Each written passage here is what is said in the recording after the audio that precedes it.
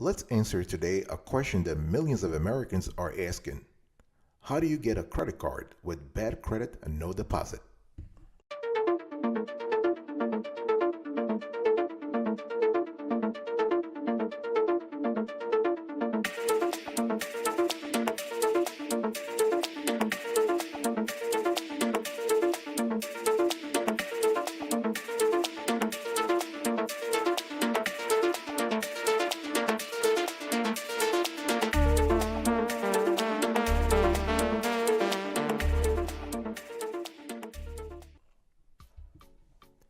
Welcome back, folks, to another edition of the Awesome Sweetie Kiwi Show. How are you today? I hope you are doing fantastic.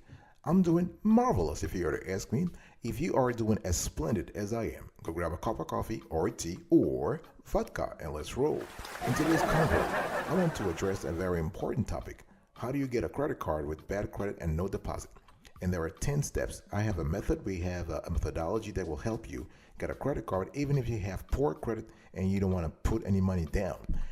There are 10 steps. Step number 1, understand the concept of bad credit. A lot of people think they understand what bad credit means, but in reality, they don't. The definition of bad credit depends on the lending institution, folks. There are general credit score ranges that are considered to represent excellent, good, fair, and bad credit. But each lending institution sets its own standards. For example, one lender may consider bad credit to be a score of less than 580. Another may see it as beginning at 620 and below. But in the vast majority of cases, a credit score of 599 or below will be considered bad credit. And that will limit your options as to where you can apply for credit, and especially credit cards. Let's now understand the distinction you need to have between secured and unsecured cards. Secured, so let's just say credit cards for bad credit can be either secured or unsecured. There are benefits in each case. Let's just dig a little deeper here. Secured cards. Typically, a secured card will provide a credit limit equal to the amount of the securing account rather. For example, if you place a deposit or fund a savings account for $500, your credit limits will be $500. Even though your card is secure, you will have to make monthly payments on the balance owed just as you would for an unsecured card. Of course, that payment performance is what will be reported to the credit bureaus. And then you have unsecured cards. An unsecured card is preferred for the obvious reason that you're not required to put up a security deposit. That will be a major advantage of you, especially if you don't have the money to do so, right? Unsecured cards offer all the benefits of secured cards without the security deposit. But the one negative, and it's major on cards with low credit limits, is that unsecured credit cards charge high annual fees. And this can be as high as $99 per year. Think about it, that's huge. $99 a year. So I'm showing you right now on the screen a comparative table between secured cards and unsecured cards. And you can see here in terms of the working process, how the card operates, the interest rate you can expect, whether they charge annual fees or not, whether they report to all three credit bureaus, the Experian, Equifax, and TransUnion. So step number 1, understand the concept of bad credit. Step number 2, understand secured versus unsecured cards. Step number 3, you need to learn how to improve your credit. If you're trying to get a credit card with bad credit and no deposit, you need to learn how to improve your credit. And there are a lot of ways to do this. Even if you have poor credit, you may still be able to increase your score by a couple of points before applying for an unsecured credit card. First, you want to start out by getting your free credit score. Every year, according to law, Congress has mandated this. There is a website called the annualcreditreport.com, and you are entitled to a free credit report from each of the 3 reporting agencies, Experian, TransUnion, and Equifax. So you got to go to www.annualcreditreport.com. That way you know exactly what's going on your credit report, and that's what you want, right? You want to have at the end of the day, you want to have an accurate representation of your credit worthiness, and you want to dispute any errors. If you see errors on the report, please, you want to take action now. And there are a lot of ways you can take actions. You can contact the creditor, you can contact the agency. You want to report the error, and you want to provide written documentation proving that the data is wrong. and you want to get written you want to get a written confirmation from the creditor acknowledging the error. Also, you want to request the creditor to report corrected information to all three credit bureaus, not just one or two, three. And you want to pay all your bills on time from now on, right? That will help you boost your credit tremendously. You also want to start thinking about paying off any past due balances. If your credit report shows any unpaid balances, you want to settle them as soon as possible. This includes collections, charge-offs, and judgments. Paying them off will not remove the delinquencies from your credit report, but a paid account always works better on your credit report than an open one. And you also want to plan to open a new credit card every 6 months or so. Why? Why the frequency? It's all about making sure that you increase your credit limits, your available credit limit, because there's something called CUR, credit utilization rate, which basically takes your open balance divided by your total available credit. So if you increase your available credit, you are basically lowering your CUR, and CUR is very important. Is a very important criterion when it comes to boosting your credit score. Step number 4, folks. I want you to know the key features in bad credit cards. There are a lot of features in all types of credit cards, but when it comes to bad credit cards, there are a few features you want to pay attention to. The most important features of credit cards if your FICO score is below 599. First, you have to think about the APR, annual percentage rate. So if you have poor credit, a high interest rate will be a fact of life. This is just something that comes with the territory. You can't do anything about it right now. You can easily be assigned an APR of 30% or higher. Okay, since your interest rate will be high, you'll need to focus on paying off your balance every month. That will lower the cost of keeping the card, since you will at least remove interest expense from the equation. Also, think about the annual fee. I was speaking earlier about annual fees that go all the way to $99 a year.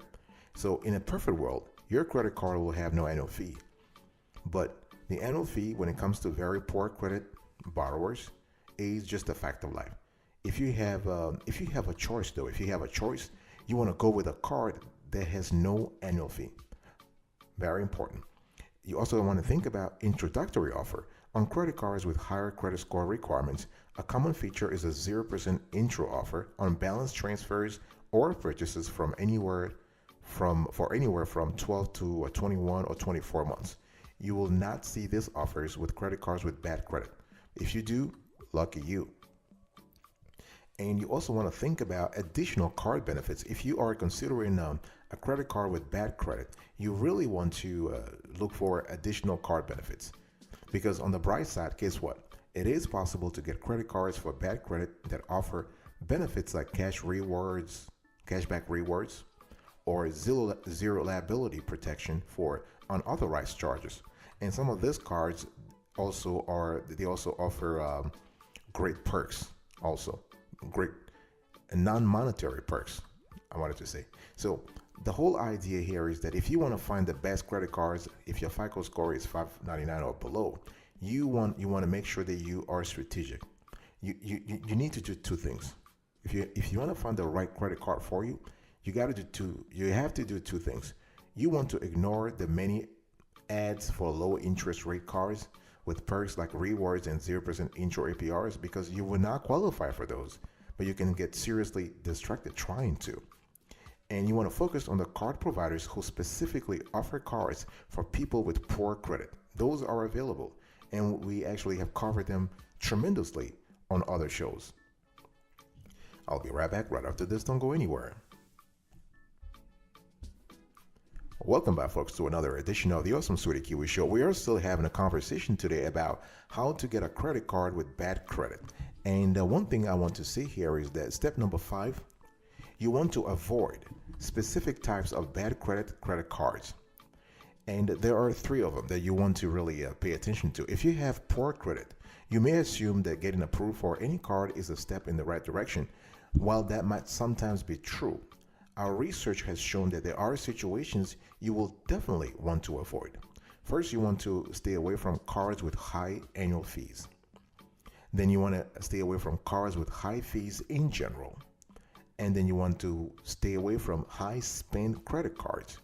So there are a lot of several cards with annual fees as high as $99, the unsecured cards, and those fees are high enough, but there are credit card lenders that charge much more. You certainly don't want to get into a situation where you have to pay $150 or $400 on, you want to pay $150 on a $400 credit line, right? On a percentage base, the annual fee is just too high, really. And even worse, it increases the likelihood that you'll be carrying a balance on the card, something you definitely don't want to.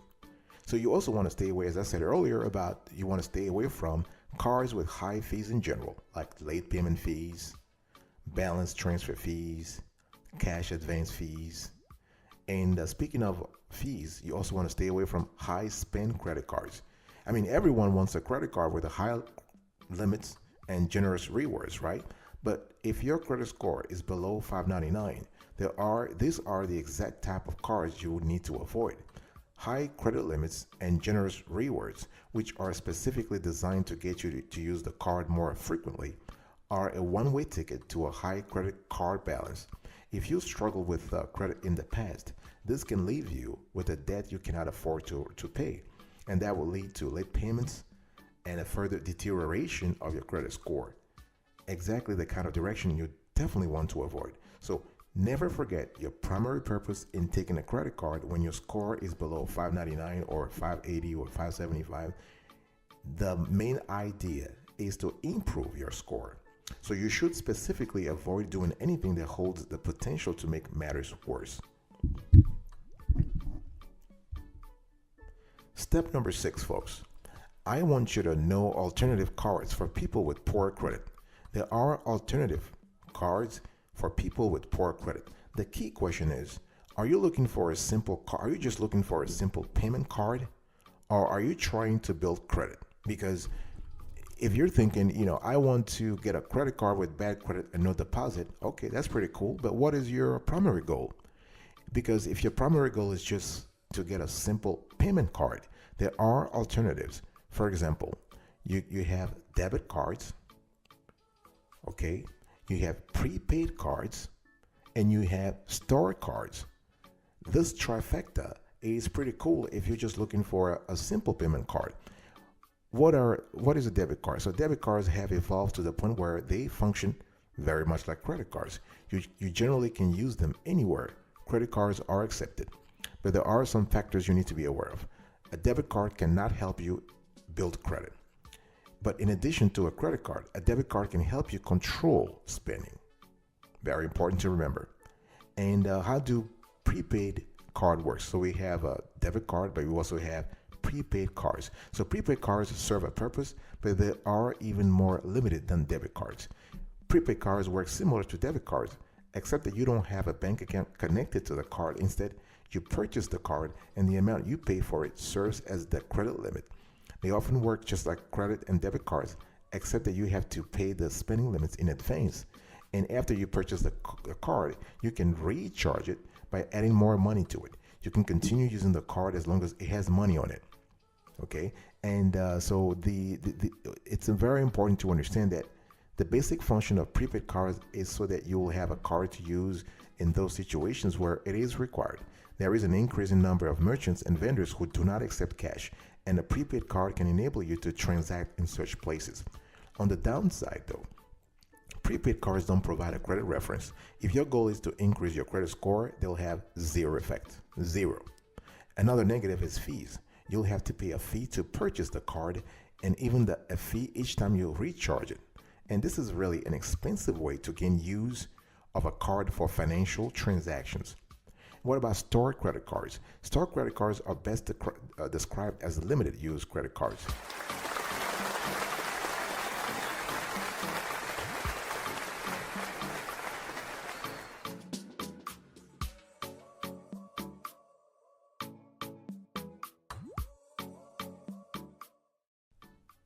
All right, let's move on to number 7. You need to know the best unsecured cards for bad credits because there are, as I told you, there are a lot of cards out there that are great for people who are trying to rebuild credit. And we have covered this topic at length on another show, so I'm not going to go in detail here. I'm just going to show you the cards that you might be interested in if you are looking for a credit card with bad credit and no collateral. All right. So we have the Surge MasterCard. You can see here, you have credit limits that go from $300 to $1,000, and you have a fast and easy application process. You get results in seconds. You have the Indigo Unsecured MasterCard, and where they will accept you if you have a prior bankruptcy. And here you have this is a mobile-friendly online access application, and you have fraud protection from stolen or lost card. Then you have a Reflex MasterCard. Here again, you have a fast and easy application process. You have results in seconds, and the credit limits oscillates between 300 and 1,000. Then you have the Milestone MasterCard. This is great for people who have less than perfect credit, and you can actually you have protection from fraud if your card is stolen, and account history is reported to the 3 major credit bureaus in the United States. And then you have the Total Visa card. Here you need to have a checking account. Of course, the application is fast and easy, and you have a 300 credit limits. And then you have the Indigo MasterCard for less than perfect credit. This is another great card also that offers, among other things, fraud protection for stolen or lost card. And the account history is reported to the 3 major credit bureaus in the United States. Then you have the Fit MasterCard. Again, here you have an initial credit limits of $400. And this is great for people who have fair, poor, or bad credit. And then you have the First Access Visa card, $300 credit limits, and this is great for people who have bad credit.